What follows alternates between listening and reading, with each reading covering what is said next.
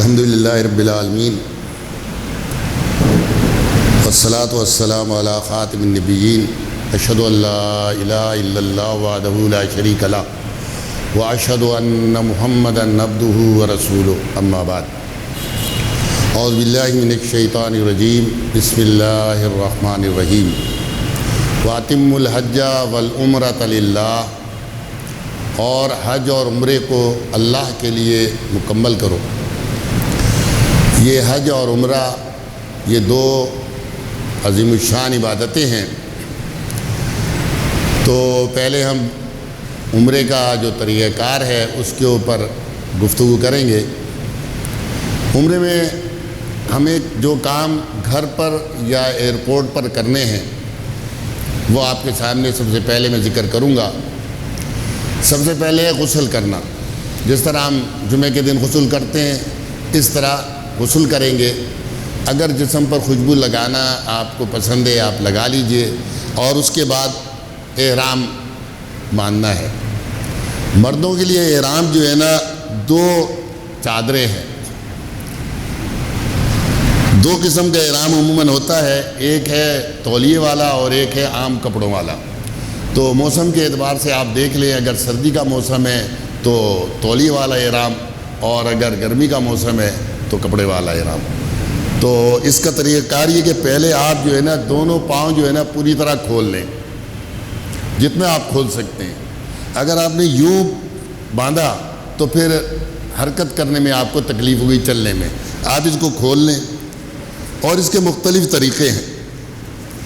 ایک طریقہ میں جو آپ کے سامنے رکھ رہا ہوں وہ اس طرح کریں کہ ایک سائڈ سے اس کو نکال لیں اور اس کو باندھ لیں، گرہ لگا لیں اس کو۔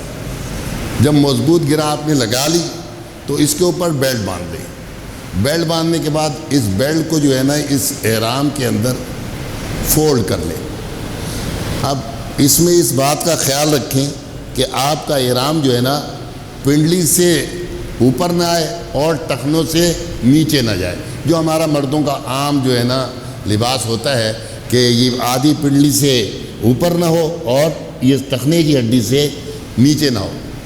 اب اس کے علاوہ یہ دیکھیں میرے پاس میں نے موزے پہنے، یہ اتار دیے۔ اب آپ کے پاس دوسری چادر ہے۔ اب اس چادر کو آپ کو اس طرح اوڑھنا ہے۔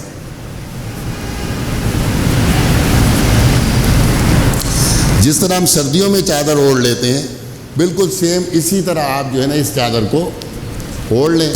یہ احرام کی وہ کیفیت ہے جب آپ نے گھر پہ یا جو ایئرپورٹ پر آپ نے احرام باندھا ہے وہ۔ جس طرح ہم سردی میں چادر اوڑھتے ہیں اس طرح آپ کو چادر اوڑھنی ہے۔ اب یہ احرام ہے ہمارا۔ اب میرے جسم پر آپ سمجھے دو چیزیں ہیں، ایک یہ اوپر کی چادر ہے اور یہ ایک نیچے کی چادر۔ کوئی بنیان، کوئی انڈر ویئر، کوئی شلوار، کوئی اس طرح کے کپڑے اب نہیں ہے، صرف دو کپڑے، اس کو کہتے ہیں احرام۔ سر پہ میرے ٹوپی بھی نہیں ہے، پاؤں میں میرے موزے بھی نہیں ہیں، اور آپ کو جو چپل پہننے وہ دو پٹی والے جو کینچی والے چپل ہوتے ہیں وہ آپ لے لیں۔ اس کے بعد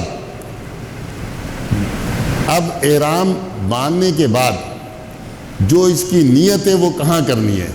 آپ اس کی نیت گھر پہ بھی کر سکتے ہیں، اپنے ایئرپورٹ سے بھی کر سکتے ہیں، اور دوران سفر جہاز سے جو جا رہے ہیں وہ سفر میں بھی کر سکتے ہیں، لیکن میقات سے پہلے کرنی ہے۔ تو 5 میقاتیں ہمارے بر صغیر سے جو لوگ جاتے ہیں، چائنا سے یا ہندوستان سے یا افغانستان سے، ان کے لیے میقاتیں یلملم کی پہاڑیاں۔ تو بہتر یہی ہے کہ آپ جہاز جب اڑ جائے آپ اس کی نیت کر لیجئے۔ نیت یہ ہے لبیک عمرتن یا اللہم لبیک عمرتن، اے اللہ میں لبیک کہہ رہا ہوں، تلبیہ کہہ رہا ہوں عمرے کے لیے۔ تو یہ نیت ہے۔ یہ وہ واحد عبادت ہے جس کے لیے نیت کی جاتی ہے زبان سے۔ باقی ساری عبادتوں کی نیت جو ہے نا دل سے ہے، نماز کی یا روزے کی یہ حدیث سے ثابت نہیں ہے۔ آپ کو زبان سے نیت عمرے کے لیے یا حج کے لیے کرنی ہے۔ جب آپ نے یہ نیت کر لی تو اب آپ کو تلبیہ پڑھنا ہے۔ تلبیہ کے الفاظ آپ جانتے ہیں، لبیک اللہم لبیک لبیک لا شریک لک لبیک ان الحمد والنعمت لک والملک لا شریک لک۔ یہ مرد اتنی بلند آواز سے پڑھیں کہ ساتھ والا آدمی سن لے، خواتین کے لیے کہ وہ اتنی آواز سے پڑھیں کہ خود ہی سن سکیں، کیونکہ جس طرح خاتون کے لیے پردہ ہے اسی طرح اس کی آواز بھی پردہ ہے، تو بس اس طرح پڑھے کہ خود اس کی آواز اس کے کان تک آ جائے۔ یہ تلبیہ آپ کو مسلسل پڑھنا ہے، جتنا زیادہ پڑھ سکتے ہیں یہ آپ کو مسلسل پڑھنا ہے، یہاں تک کہ آپ کعبے کے اندر کے مطاف کے اندر پہنچ جائے، مسجد حرام کے اندر پہنچ جائے۔ اب یہ تلبیہ آپ کو مسلسل پڑھنا ہے۔ اگر چیخ کے بعد لوگ پڑھتے ہیں، تھوڑی دیر کے بعد گلا تھک جاتا ہے، پھر وہ آہستہ پڑھنے کے بھی قابل نہیں رہتے، تو اوسط جو طریقہ ہے وہ یہی ہے کہ آہستہ آہستہ آپ پڑھتے رہیں اور اس کے معنی اور مفہوم پر غور کریں کہ وہ کہہ کیا رہے ہیں آپ۔ لبیک میں حاضر ہوں، اللہم لبیک اے اللہ میں حاضر ہوں، لا شریک لک لبیک تیرا کوئی شریک نہیں ہے میں حاضر ہوں، ان الحمد بے شک ہم تعریفیں، والنعمت ساری نعمتیں، والملک ساری اللہ تیرے لیے، بادشاہی تیرے لیے، یہ سب تیرے لیے، ان الحمد والنعمت لک والملک لا شریک لک تیرا کوئی شریک نہیں ہے۔ تو یہ توحید کا وہ ترانہ ہے جو ابراہیم علیہ السلام سے جاری ہے اور آج تک بھی اسی کو ہم فالو کر رہے ہیں، اسی کو ہم پڑھ رہے ہیں۔ تو اب یہ تلبیہ پڑھتے رہیں یہاں تک کہ آپ کا جہاز جدہ میں اتر جائے گا۔ وہاں اگر نمازیں آپ کو پڑھنی ہیں نماز پڑھ لیں، وہاں ٹائم لگے گا بعض آپ کو نکالنے کے لیے، وہاں سے نکل کے پھر آپ کو مکہ لے جایا جائے گا، تو مکے میں جو آپ کی جگہ ہے وہاں پر اپنا سامان رکھ دیں اور اس کے بعد حرم کی طرف آ جائے۔ اب کس وقت آپ پہنچتے ہیں یہ تو مختلف فلائٹس کے اعتبار سے پہنچتے ہیں، انسان دن کو پہنچتے ہیں، رات کو پہنچتے، 24 گھنٹے وہاں فلائٹس اترتی رہتی ہیں، تو یہ مسئلہ آپ کو خود فیصلہ کرنا پڑے گا کہ کیا۔ اگر آپ اسی وقت عمرہ کرنے جانا چاہتے ہیں چلے جائیں، کوئی مسئلہ نہیں، اگر تھکے ہوئے ہیں تو ریسٹ کر لیں، کوئی مسئلہ نہیں ہے۔ آپ عمرے کے لیے آ جائے حرم مسجد حرام کے اندر، مسجد حرام سے آپ نماز کھڑی ہوگی فرض جماعت، تو آپ کیا کریں، آپ اس چکر کو چھوڑ دیجیے، نماز کے لیے آ جائیے، نماز پڑھ لیجیے۔ پہلے تو ایک طریقہ یہ ہے کہ آپ دیکھ لیجیے نماز کا ٹائم، وہاں جگہ جگہ آپ کو لگے ہوں گے الیکٹرانکس وہ کہ نماز کا ٹائم کیا ہے، تو اس کا خیال کر لیجیے آپ، تو تاکہ مسائل آپ کے لیے نہ بنے۔ اس کے اگر پھر بھی طواف شروع کیا آپ نے تو جو چکر آپ کر رہے ہیں وہ چھوڑ دیجیے، نماز میں جماعت میں شریک ہو جائیے، جماعت ختم ہو آپ اپنا طواف دوبارہ شروع کر دیجیے۔ 3 چکر آپ نے کر لیے تھے، چوتھا بھی شروع کیا تھا، آپ اس کو چھوڑیے، آپ جماعت میں شریک ہو جائیے۔ اس حجر اسود سے شروع کریں تو یہ بہتر طریقہ ہے کہ آپ کو یاد نہیں رہے گا آپ کس جگہ تھے، تو کیونکہ صفحے بنانے کے لیے تو آپ کو پیچھے آنا ہی پڑے گا نا، کہیں نہ کہیں تو آپ کو کھڑا ہونا پڑے گا، تو اس کا بہتر طریقہ یہ ہے کہ حجر اسود کے اوپر دوبارہ ہے، چوتھا چکر آپ دوبارہ شروع کر دیجئے۔ اسی طرح اگر آپ تھک گئے یا آپ کے ساتھ خواتین ہیں یا ایسے بزرگ ہیں جو نہیں چل سکتے ہیں طویل، تو ویل چیئر کا بھی انتظام ہوتا ہے۔ اگر وہ کہتا ہے میں پیدل چل کے کروں گا تو 3 یا 4 چکر کے بعد تھوڑا سا مکمل کرنے کے بعد 3 یا 4 چکر مکمل کر تھوڑا سا ریسٹ کر لیجئے، آرام کر لیجئے، اس کے بعد باقی چکر مکمل کیجئے۔ ایک یہ بھی مسئلہ ہو جاتا ہے کہ انسان ہے اس کا وضو ٹوٹ گیا، اب وہ کیا کرے، تو اس کے جو چکر مکمل ہو گئے وہ تو ہو گئے، وہ جائے وضو کرے واپس آئے اور اپنا بسم اللہ اللہ اکبر کہہ کے اپنا چکر طواف کا شروع کر دے۔ تو یہ ساری وہ چیزیں ہیں جو انسان ہیں پیش آ سکتی ہیں۔ اب ایک مسئلہ رہ گیا رکن یمانی کو استلام، ہاتھ لگانا۔ تو حجر اسود کے لیے تو یہ کہ اس کو چوما بھی جا سکتا ہے، اس کو ہاتھ بھی لگایا جا سکتا ہے اور اس کی طرف اشارہ بھی کیا جا سکتا ہے، لیکن رکن یمانی کے لیے نبی صلی اللہ علیہ وسلم کی سنت ہے وہ آپ ہاتھ لگاتے تھے، استلام کہتے ہیں اس کو چومنا نہیں ہے، نہ اس کو دور سے اشارہ کرنا ہے۔ آپ اگر اس کو ہاتھ لگانے کے زیادہ خواہش مند ہیں تو اس کا ایک آسان طریقہ ہے کہ جب آپ حتیم کی دیوار پہ پہنچیں تو آپ کوشش کریں دیوار کے ساتھ آ جائیں، اور اس کے بعد کعبے کی دیوار کے ساتھ ساتھ جب آپ چلتے، ٹائم لگے گا، رش ہوگا یہاں آپ آسانی سے اس کو لگا لیں گے۔ لیکن یہ لگانا کوئی ایسا نہیں ہے کہ اگر آپ نے ہاتھ نہیں لگایا تو کوئی حج میں یا عمرے میں کوئی کمی واقع ہو جائے گی، ایسی کوئی وہ نہیں ہے۔ دور سے اشارہ نہیں کرنا ہے۔ یہاں پر آپ دیکھیں کہ بہت لوگ جناب جو ہے نا، خاص طور سے روافض جو ہے نا، اس کو بڑا اہمیت دیتے ہیں، تو ہمیں اس سے بحث نہیں۔ نبی صلی اللہ علیہ وسلم کی سنت کو سامنے رکھا ہے کہ اس کو صرف مس کرنا ہے تو ٹھیک، نہیں تو اشارے کی ضرورت نہیں ہے، ٹھیک نہیں۔ نبی صلی اللہ علیہ وسلم نے ہاتھ لگایا بھی ہے، اور یہ بھی ہے کہ آپ کے ہاتھ میں ایک چھڑی تھی، آپ نے چھڑی سے حجر اسود کو ٹچ کیا، رش تھا، بعض روایتوں میں آتا ہے کہ آپ اونٹ پر سوار تھے، پھر آپ نے اس چھڑی کو چوم لیا، تو ہاتھ لگا کے ہاتھ کو چومنے کا وہ نہیں ہے۔ آپ چوم سکتے ہیں حجر اسود کو یا ہاتھ لگا سکتے ہیں، اور آپ جانتے ہیں کہ یہ پتھر ہے، اور اس کے متعلق ہماری جو روایات میں آتا ہے کہ جنت سے آیا تھا اور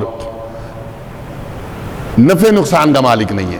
عمر رضی اللہ عنہ کی وہ حدیث سامنے کہ حجر اسود کے سامنے کھڑے ہو کے کہتے تھے کہ حجر اسود جانتا ہوں تو ایک پتھر ہے، نفع نقصان کا مالک نہیں، چومتا اس لیے ہوں کہ تجھے محمد عربی صلی اللہ علیہ وسلم خاتم النبیین والمعصومین نے چوما تھا، اس لیے جو میں اس کو چومتا ہوں۔ تو ہمیں یہ ساری جو عبادات ہیں، یہ ابراہیم علیہ السلام اور آل ابراہیم یعنی ان کا خاندان، اسماعیل علیہ السلام اور ان کی والدہ ام اسماعیل ہاجرہ علیہ السلام، اور نبی صلی اللہ علیہ وسلم کے طریقوں کو سامنے رکھنا ہے، اور قرآن حدیث کے اندر وہ طریقے بڑی تفصیل کے ساتھ موجود ہیں۔ اسلام کے لیے ایک ہاتھ دائیں ہاتھ، رائٹ ہینڈ، بسم اللہ اللہ، ٹھیک۔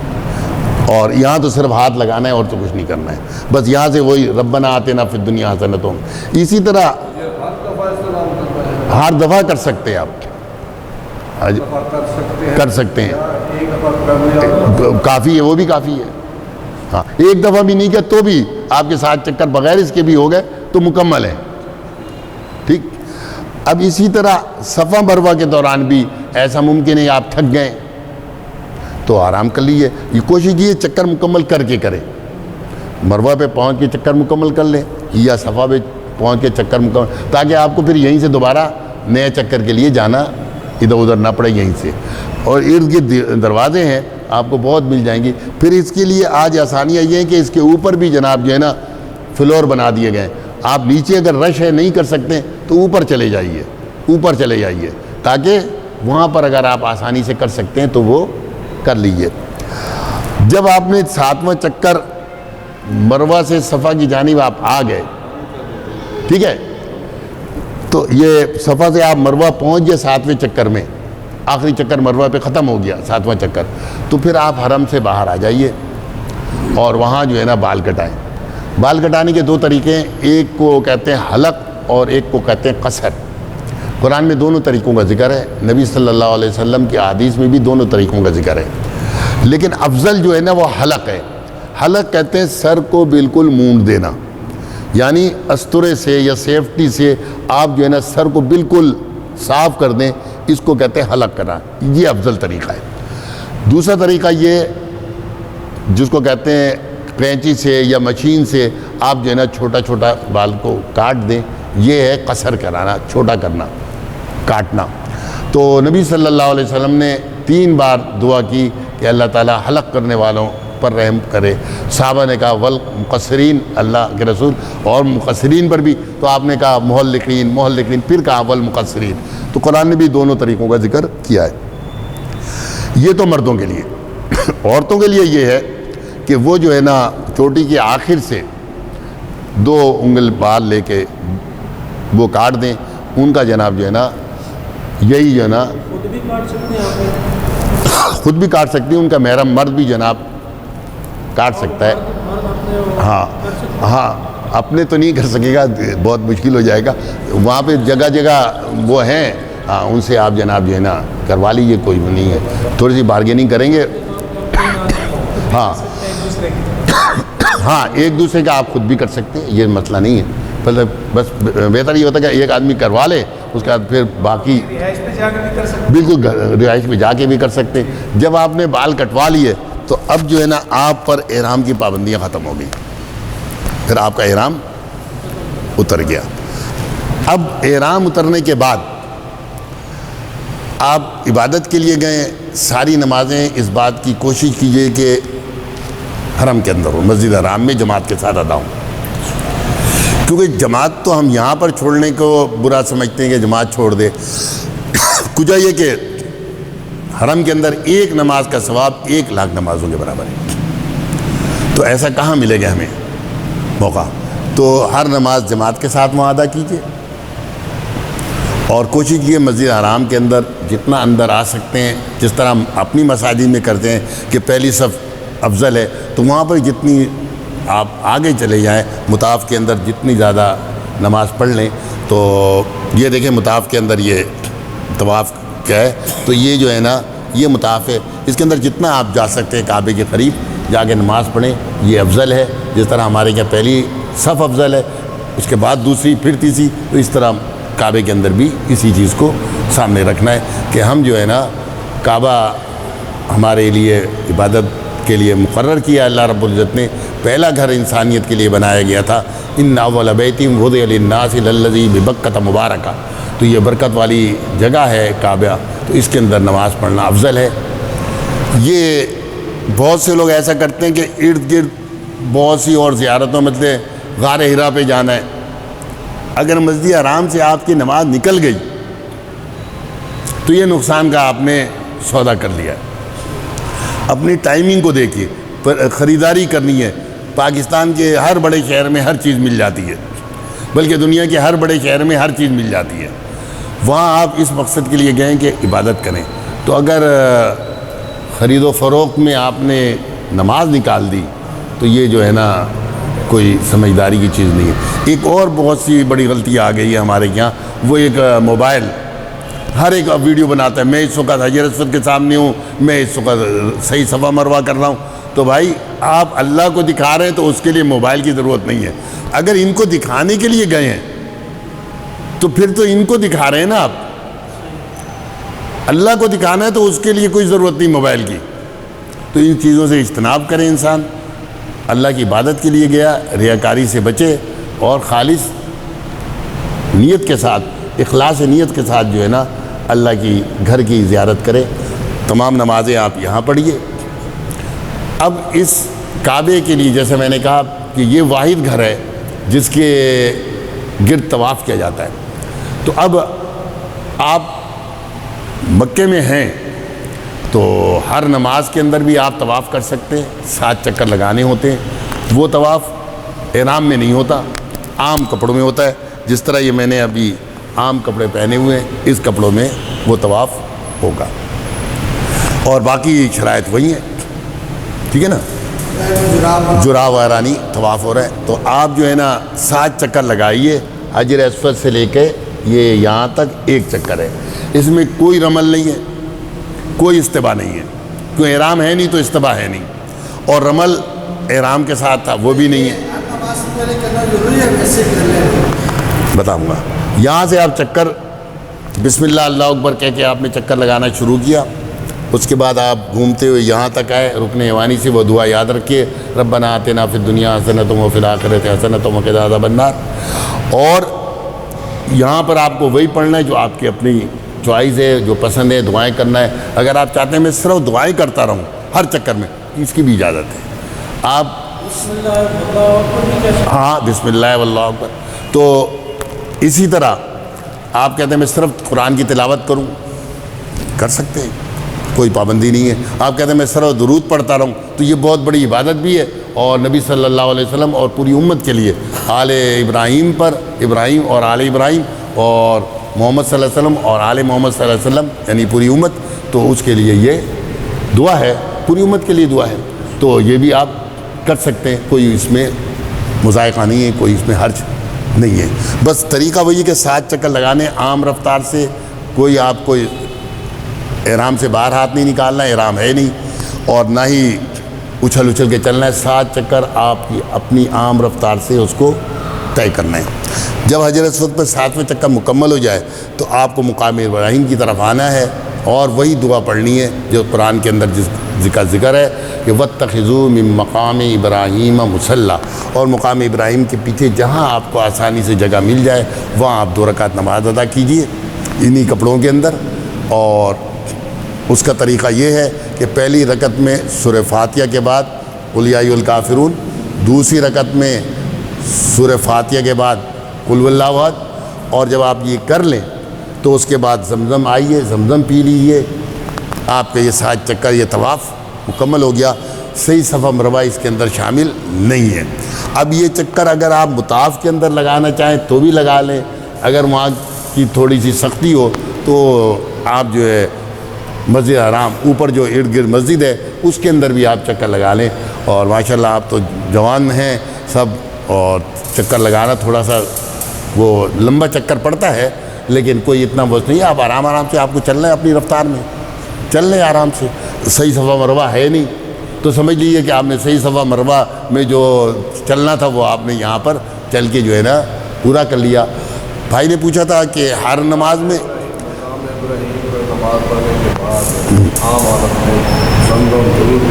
ضرور پینا ہے, 1 گلاس پی لیں, آدھا گلاس پی لیں, زمزم پینا ہے. تو ورنہ تو چھوٹے چھوٹے گلاس ہوتے ہیں 2-2 3-3, ہم تو 6-6 7-7 گلاس پی جاتے تھے. پیاس بھی لگتی ہے, اتنا چلتا ہے انسان, پسینہ نکلتا ہے. تو عام اس میں صفا مروہ نہیں جانا ہے. جو 7 چکر آپ کو عام لگانے ہیں اس میں صفا مروہ کی صحیح نہیں ہے, صحیح عمرے کے اندر ہے. ٹھیک ہے نا. اب یہ چکر ہم تو یہ کرتے تھے, ہم نے تو یہ بنایا تھا اپنا روٹین کہ نماز سے پہلے پہنچ جاتے تھے اور یہ 7 چکر ہر نماز سے پہلے لگا لیتے تھے, اور صبح ناشتے کے بعد آرام کرتے تھے, پھر 10-11 بجے اٹھتے تھے اور آ جاتے تھے. ہاں ہم نے طواف کیا, ہاں طواف کرنے کے بعد نماز پڑھی, ہاں پھر وہاں بیٹھ کے تلاوت کی, ہاں ذکر اذکار, ٹھیک, پھر عصر کی نماز سے 1 گھنٹہ پہلے اٹھ کے پھر ہم نے ہاں بالکل بالکل کر سکتے, کوئی مسئلہ نہیں ہے. پھر اسی طرح مغرب کی نماز سے پہلے, ہاں کر سکتے, پھر عشاء کی نماز سے پہلے, ہاں عشاء پڑھ کے فوراً آ کے سو جائے. ہاں سو جائیں. ٹھیک ہے جی. جو آپ اپنی وہاں آسانی دیکھیں کہ آپ کتنی دور ہیں حرم سے کتنی دور ہیں. تو ہوتا ہے نا پیدل آنے جانے کا راستہ. مدینہ منورہ میں تو جانا ہے نا. جی جی. کوئی آدمی جو ہے نا وہ دعوت دیتا ہے کہ میرے پاس چلو طائف میں, ہاں ہمارے دل میں یہ لالچ ہے طائف جائے کہ واپس آئے عمرہ کر لیں, میں وہ بھی بتاؤں گا. نمازیں رہ جائیں گی, ہاں. دوسرا عمرہ بھی کون سی جگہ سے؟ دیکھیں عمرہ بہت بڑی عبادت ہے, ٹھیک ہے نا. عمرہ بہت بڑی بات. اگر طائف میں آپ نے 1 دن گزارا, 1 رات گزاری, اس کے بعد آپ پھر آ گئے تو یہاں آپ کو 1 عمرہ مل جائے گا, 1 عمرہ مل جائے. یا آپ مدینہ چلے گئے, مدینہ میں آپ نے 6-7 جتنے دن آپ کو گزارنے وہ آپ نے گزارے, اس کے بعد پھر آپ آ گئے, پھر آپ کو ذوالحلیفہ سے احرام باندھ لیجئے اور دوبارہ عمرہ کر لیجئے. تو اس کے علاوہ دوبارہ یہ کریں گے احرام باندھیں گے, ہاں اگر ناخن یا غیر جو بھی بال نہیں ہے ہاں. وہ بھی کاٹنے ہیں ہم کو ایسی نہیں ضروری نہیں ہے. اگر نہیں ہے بال آپ کے پہلے سے تو مسئلہ نہیں ہے, جتنے ہیں اسی کو. مثلا اب عمرہ آپ نے کیا, 4-5 دن کے بعد آپ چلے گئے مدینہ سے پھر آپ واپس آ گئے 5-6 دن گزار کے, تو 10-12 دن میں کوئی اتنے بڑے بڑے بال نہیں نکل آئیں گے کہ آپ جو ہے نا اس کو کاٹیں. وہ چھوٹے چھوٹے بال نکلے ہوں گے, آپ اس کو دوبارہ اس طرح مار لیجئے. آپ کو سنت پوری کرنی ہے. احرام جو کہہ رہے ہیں احرام باندھیں گے, ہاں جیسے یہاں سے ہم جائیں گے تو کل بال کاٹیں گے, ہاں ہاں مدینہ یا طائف سے ہم آتے ہیں ہاں. احرام باندھیں نہیں غسل کرنا ہے آپ کو. یہاں پر بھی ضروری نہیں کہ آپ جو ہے نا یہ ناخن سارے کاٹ لیں. اگر ناخن تھوڑے بہت بڑے ہوئے ہیں تو کوئی مسئلہ نہیں ہے, بال ہیں تھوڑے سے ٹھیک ہے. یہ نہیں کہ میں پورے بال کاٹ کے جاؤں گا, نہیں, بال بھی ہیں وہ بھی ہے, ناخن بھی ہے, تو کوئی مسئلہ نہیں ہے. بس احرام باندھنے کے بعد نہیں کاٹنا ہے, جب تک آپ صحیح صفا مروہ نہ کر لیں. اس میں آپ کو یہ پابندی رکھنی ہے کہ ناخن بھی نہیں کاٹیں گے اور بال بھی، جسم کے کسی حصے کا بال بھی نہیں کاٹیں گے۔ اسے احرام کے دوران یہ بندے نے خارش وارش نہیں کرنی ہے؟ نہیں، یہ تو دیکھیں، ایک اسلام ایک ایسا دین ہے جو اس کے لیے جو بیمار ہے یا مریض ہے یا ایک شخص کی طبعی ضرورت ہے، جیسے ہم حج میں جاتے ہیں تو بڑے مسائل ہو جاتے ہیں، سر پہ کپڑا نہیں پہننا ہے، کوئی پگڑی کوئی ٹوپی نہیں پہننا ہے، ٹھیک ہے نا۔ اب ایک شخص سو رہا ہے، چادر اوڑھی ہوئی ہے، اب اس نے سر سے اوڑھ لی تو وہ اس نے نیند کی حالت میں اوڑھ لی ہے، جب سویا تھا تو اس نے نہیں اوڑھی تھی، یہیں تک اس کی چادر تھی، اب اس نے اوڑھ لی، تو اب یہ تو جب اٹھے گا نا تو وہ کہے گا یار یہ نہیں۔ اس طرح چھت کے نیچے آ گیا، بس کے اندر آ گیا تو سائے میں تو آ گیا، ٹھیک ہے، تو یہ اس کے اوپر نہیں ہے، اس کی پابندی وہ نہیں ہے، آپ چھتری کا استعمال کر سکتے، بس ٹوپی نہیں پہننی ہے، پگڑی نہیں پہننی ہے، کپڑا سر پہ نہیں رکھنا ہے، رومال نہیں باندھنا ہے، جو سر کو اوپر باندھنے کی چیزیں ہیں، ٹھیک ہے نا۔ اسی طرح یہ کہ مثال میں نے منہ دھویا وضو کے لیے، اب کوئی بال ٹوٹ گیا تو یہ میں نے جان بوجھ کے تھوڑی توڑا ہے، میں نے بال جان بوجھ کے تھوڑی توڑا ہے۔ یا رکن یمانی پر کسی نے خوشبو لگا دی، اب خوشبو تو نہیں لگا سکتے بعد میں احرام، تو اب میں نے ہاتھ لگایا ہی، جس نے لگائی وہ جانے، میں نے ہاتھ لگایا، میں تو نبی صلی اللہ علیہ وسلم کی سنت کے مطابق پورا کر رہا ہوں۔ تو یہ وہ پابندیاں انسان کرے جو اس کے بس میں ہے، جو اس کے بس سے باہر کی چیز ہے وہ نہیں۔ اب خارش ہو جانا یا کھجلی ہونا یہ فطری چیز ہے۔ اچھا، یہ جرانہ والا جو ہو رہا ہے ہاں اس کے بارے میں کیا؟ ہاں ٹھیک ہے، جرانہ سے بھی عمرہ کیا جا سکتا ہے، کتنے جو آپ آسانی کے ساتھ کر سکتے ہیں۔ وہ دو باتیں اقبال کرانی میں کیا آج عمرہ کے مشاہدے، جی جی ایک تو کہتا ہے کہ یہ آیت جو ہے نے حوالہ دیا ہے مسلم شریف کا دیتا ہے ہاں کہ آئین صفا والمروہ من شعائر اللہ، مکمل آیت، اچھا، ٹھیک ہے نا جی۔ اور پھر آگے جو الفاظ ہوتا ہے عبدو بما بدا اللہ بہ، یہ اس کے بعد جی جی وہ یہ کہہ رہا ہے۔ دوسری بات یہ کہہ رہا ہے کہ جرانہ والا جو عمرہ ہے بار بار نہیں کرنا چاہیے، ایک دفعہ کر دیتے کریں بس۔ ہاں، یہ بھی ان لوگوں نے وہ بنا لیا، عمرے سے زیادہ جو طواف ہے نا اس پہ زیادہ جو ہمارا فوکس ہونا چاہیے وہ ہونا چاہیے کہ کعبے کے اندر نمازیں بھی ہوں۔ جیسے آپ نے کہا میرے دوست نے بلایا، چلو ٹھیک ہے ایک دن کے لیے بلایا، آپ چلے گئے، رات گزاری، آپ صبح فجر پڑھ گئے، یہاں آئے پہنچ گئے، یا مدینے گئے، مدینہ جیسے ہم جاتے ہیں مدینے گئے، نبی صلی اللہ علیہ وسلم نے مدینے کی مسجد کی فضیلت بیان کی ہے کہ 3 مساجد کے علاوہ جو ہے نا شد رحال نہ کرو، لا تشد الرحال الا ثلاث مساجد، 3 مسجد، ایک مسجد حرام، ایک مسجد نبوی اور ایک مسجد اقصیٰ۔ تو مسجد نبوی کی زیارت بھی فضیلت کی چیز ہے، اور ایک روایت کے مطابق اس کی ایک نماز کی فضیلت 1000 نمازوں کے برابر ہے۔ تو اس کا خیال کرنا چاہیے کہ مسجد نبوی میں ہم جائیں گے، نبی صلی اللہ علیہ وسلم کی مسجد ہے، آپ نے قائم کی تھی، یہ دوسری مسجد ہے جو آپ کے ہاتھوں سے بنی، پہلی مسجد مسجد قباء تھی جو مدینے کے مضافات کے اندر موجود ہے۔ تو یہ مسجد بھی نبی صلی اللہ علیہ وسلم نے خود تعمیر کی ہے، صحابہ کرام اس کے ساتھ آپ کے ساتھ شریک تھے۔ تو مسجد حرام کی زیارت کی اور مسجد نبوی کی زیارت کی، نیت ہے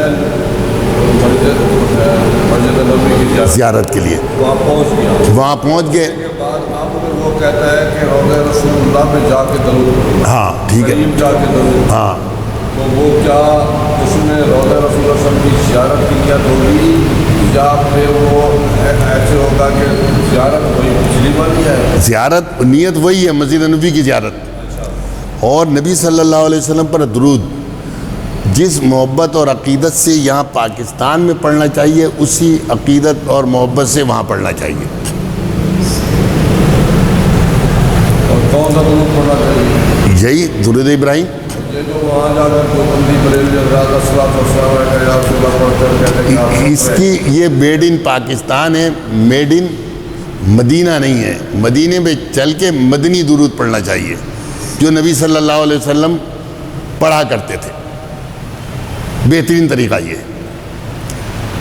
بلکہ جو اہل بیت کا دین ہے وہ آتا یہ کہ انہوں نے دیکھا کہ ایک شخص کو کہ وہ مسجد نبوی میں داخل ہوا اور نبی صلی اللہ علیہ وسلم کے قبر پہ جا کے اس نے انہوں نے پوچھا تم کیا کر رہے تھے؟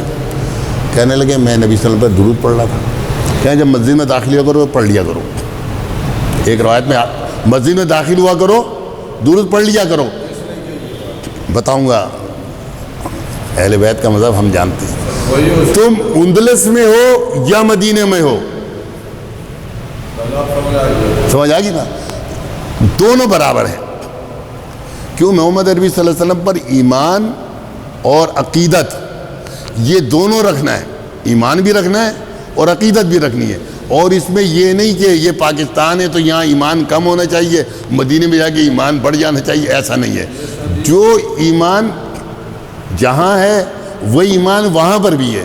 جو محمد صلی اللہ علیہ وسلم سے عقیدت محبت پاکستان میں ہے، وہ عقیدت اور محبت وہاں پر بھی، دنیا کے کسی کونے میں بھی آپ ہوں، آپ صلی اللہ علیہ وسلم کی ایمان، آپ پر ایمان رکھنے کے معاملے میں اور عقیدت کے معاملے میں دو رائے نہیں ہے، تو نبی صلی اللہ علیہ وسلم کے اس پر آ کر آپ پڑھ سکتے ہیں۔ جنت البقیع میں جس طرح یہ درود ہے، اس طرح آپ وہاں پہ وہ دعا بھی پڑھ سکتے ہیں جو ہمارے کیا عام قبرستان میں جانے کی دعائیں ہیں۔ السلام گدارا قومی مومنین، مختلف الفاظ آتے ہیں، جنت البقیع میں بھی جا کر آپ یہ دعا پڑھ سکتے ہیں، صحیح مسلم کی روایت ہے۔ اسی طرح ایک اور زیارت ہے، وہ ہے مسجد قباء۔ نبی صلی اللہ علیہ وسلم ہفتے میں ایک بار عموماً جایا کرتے تھے، آپ پیدل بھی جاتے تھے اور سوار ہو کے بھی جاتے تھے۔ یہ مسجد نبوی سے مسجد قباء تک کا راستہ، یہ کھجور مارکیٹ سے آپ نکلیں گے سیدھا روڈ تو آپ کو تقریباً 35 سے لے کے 45 منٹ تک پیدل پہنچ جائیں گے۔ آپ اپنی رفتار جو ہے کم زیادہ ہوتی ہے انسانوں کی، آپ پیدل چلے جائیں، یا گاڑیاں بھی جاتی ہیں، آپ ان سے گاڑی ہائر کر لیں، وہ آپ کو لے جائیں گے۔ تو دونوں طریقے۔ مسجد قباء میں 2 رکعت نبی صلی اللہ علیہ وسلم اکثر پڑھتے تھے، اور آپ بڑی اس کے ساتھ جو ہے نا پابندی کے ساتھ جاتے تھے۔ صحابہ کرام کا بھی یہی طریقہ تھا کہ وہ جو ہے نا جاتے تھے مسجد قباء زیارت کی نیت سے۔ تو یہ 2 مسجدوں کی زیارت اصل میں مسنون زیارت ہے، اور قبروں کے اعتبار سے نبی صلی اللہ علیہ وسلم آپ کے ساتھ شیخین یعنی ابو بکر رضی اللہ عنہ، عمر رضی اللہ عنہ، ان کی قبریں ہیں، آپ وہاں پر ہی وہی دعا جو عام دعا آتی ہے وہ پڑھ لیجئے۔ زیارت کے لیے اگر آپ جنت البقیع جا رہے ہیں، صحابہ کرام رضی اللہ عنہ جمیعین ان کی قبریں ہیں، جس میں نبی صلی اللہ علیہ وسلم کی تقریباً 4 بیٹیاں یہیں جنت البقیع میں دفن ہیں، اور زینب رضی اللہ عنہ، ام کلثوم، رقیہ، فاطمہ رضی اللہ عنہ یہیں دفن ہیں، اور پھر اکثر ازواج بھی یہیں پر ہیں، حضرت عائشہ رضی اللہ عنہ اور دیگر ازواج، حضرت عثمان کی قبر بھی یہیں پر ہے، دیگر صحابہ، عثمان بن مظعون جس کو نبی صلی اللہ علیہ وسلم نے اپنے ہاتھوں سے دفن کیا تھا، ان کی قبر بھی ہے۔ تو آپ جائیں تو اجتماعی طور سے جناب جو ہے نا جو قبرستان میں جانے کی دعا ہے وہ آپ پڑھ لیجئے۔ اگر احد کی طرف جاتے ہیں تو وہاں حضرت حمزہ سید الشہداء رضی اللہ عنہ نبی صلی اللہ علیہ وسلم کے چچا بھی ہیں اور رضائی بھائی بھی ہیں، ان کی قبریں اور بھی ہیں، لیکن وہ شرط وہی آپ رکھیں کہ میں کوئی بھی نماز مسجد نبوی سے نہیں چھوڑوں گا۔ صبح سے نکل گئے، آپ جائیے زیارت کر کے واپس ظہر میں آ جائیے۔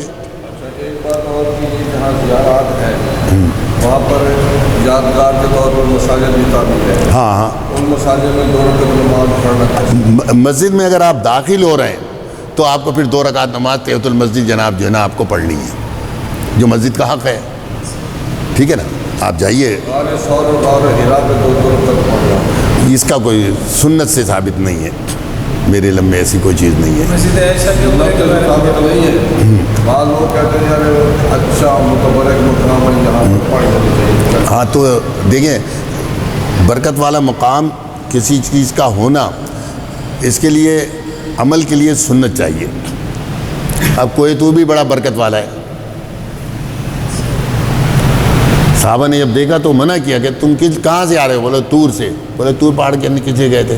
اگر جانے سے پہلے میں دیکھ لیتا تم کو منع کر دیتا۔ ساتھ یہ بھی کہا کہ اگر تجھے وہاں موت آ جاتی تو جاہلیت میں۔ اب دیکھیں، یہ مقام ابراہیم پر نماز پڑھنا عمر رضی اللہ عنہ کی خواہش تھی۔ جب اللہ نے یہ آرڈر دے دیا وَاتَّخِذُوا مِن مَّقَامِ إِبْرَاهِيمَ مُصَلًّى، تو یہ دین بنا.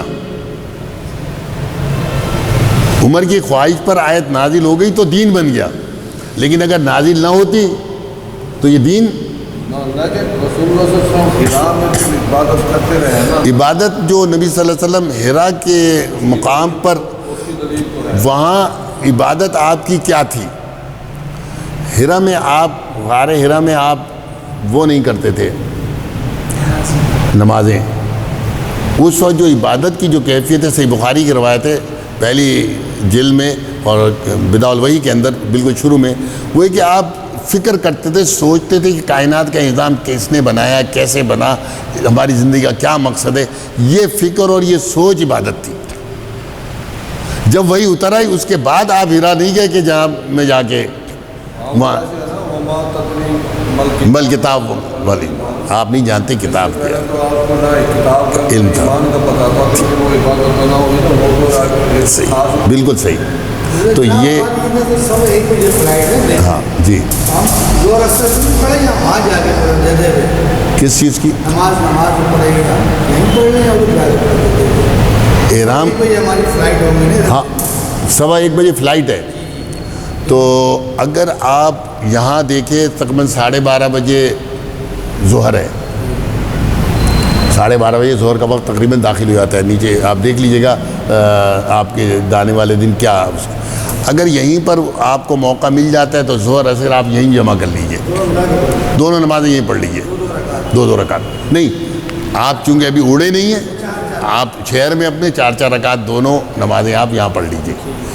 ورنہ پھر آپ وہاں جب پہنچیں گے تو 4 گھنٹے لگ جائیں گے. ٹھیک ہے نا, 4 گھنٹے لگیں گے. اور 4 گھنٹے کا کیا مطلب ہے, یہاں 1:15 بجے جائیں گے تو وہاں 5:15 بجے پہنچیں گے, لیکن وہاں 5:15 نہیں ہوگا, وہاں 3:15 ہوگا. تو وہاں پر ظہر کا وقت ہوگا, آپ ظہر اثر اکٹھی کر لیجیے, وہاں کر سکتے ہیں. ٹھیک ہے, ہاں. یہاں آپ دیکھ رہے ہیں کہ لیٹ ہو رہا ہے جہاز, تو آپ نے یہیں پڑھ لی تو آپ فارغ ہو گئے. اچھا, جیسے یہ جنہوں نے سوال کیا ہے, اس سے ملتا جلتا سوال ہے کہ ہمارا